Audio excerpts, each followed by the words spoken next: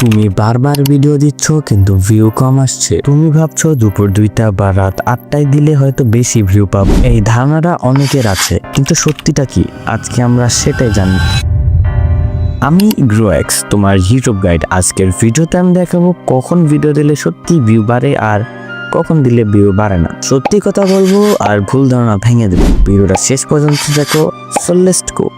প্রথম, টাইম শুধু একটা ফ্যাক্টর, কিন্তু প্রধান ফ্যাক্টর না। অনেকেই বলে দুপুর 2টা রাত 8টায় ভিডিও দাও, বেশি ভিউ আসবে। কিন্তু আসল কথা হলো তোমার দর্শক ইউটিউবে কখন অ্যাক্টিভ থাকে সেটা বেশি গুরুত্বপূর্ণ।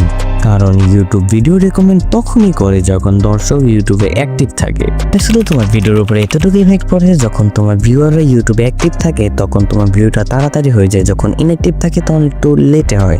দ্বিতীয়, ইউটিউবের অ্যালগরিদম সময় অনুযায়ী কাজ করে না, দর্শকের উপর কাজ করে। যদি তোমার দর্শক সকাল 9টায় অ্যাক্টিভ থাকে, তুমি রাত 8টায় ভিডিও দিলে তারা সেটা দেখতে পাবে না বা দেরিতে পাবে। আর তারা যখন ইউটিউবে অ্যাক্টিভ হবে তখন তাদের সামনে আবার তোমার ভিডিওটাই রেকমেন্ড হবে। তৃতীয়, অডিয়েন্স ট্যাব থেকে নিজের দর্শকের সময় বুঝো।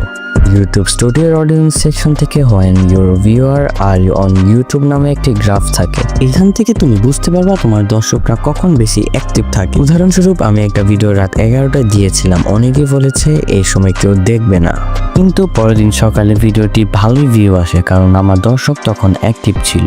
তাই এটা ভুল যে শুধু সময় ঠিক রাখলেই ভিডিও ভাইরাল হবে। তুমি যদি সময় ঠিক রাখো কিন্তু ভিডিও ভালো না, দর্শক না থাকে, তাহলে কোনো লাভ নাই।